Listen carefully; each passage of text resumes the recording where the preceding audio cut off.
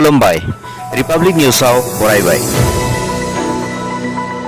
साननैसो सिगां थाद'आलासे गोबां अखा हानायनि जाहोनाव आसामनि गोबां जिल्लायाव गिथाव बाथाव दैबाना सोमजिदोंमोन। अदालगुरि जिल्लानि कलाइगावआवबो गोबां गामिफोराव दै लोमनानै दैबाना सोमजिदोंमोन। कलाइगावनि गेजेरजों बोहैलांनाय कुलसि, गेरुवा आरो नुवा दैसानि दैया लोमनानै गोबां जायगायाव माथावरि सेफायलाङो आरो रायजो राजानि गोबां खहा खालामलाङो।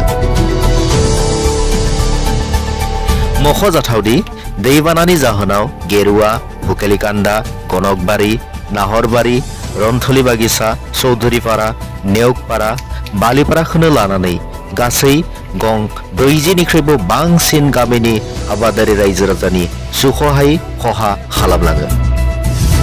कलाइगाव दखरा बर' फरायसा आफादा ओनसोलनि रायजो राजानि दुखु जारलानि समाव सहाय खालामनो आवगायबोयो।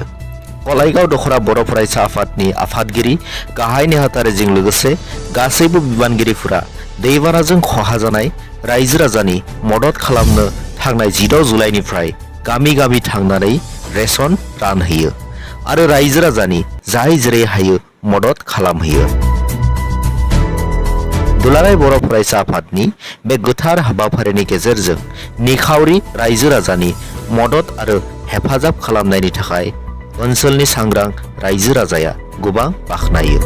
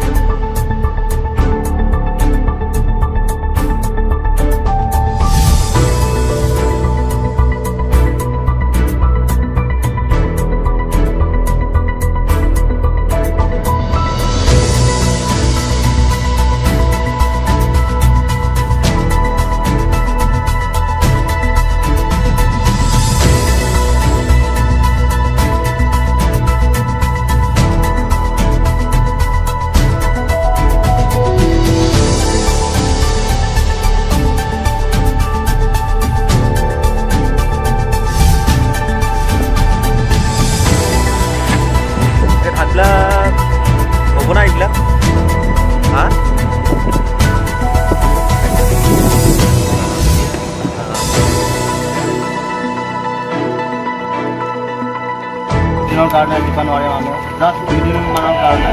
তাৰ লগতে আৰু জানাই আপোনালোকে দেশত পৃথিৱীত এটা বেমাৰ চলি আছে, সজাগতা দিব আহিছোঁ যাতে ছ'চিয়েল ডিষ্টেঞ্চিং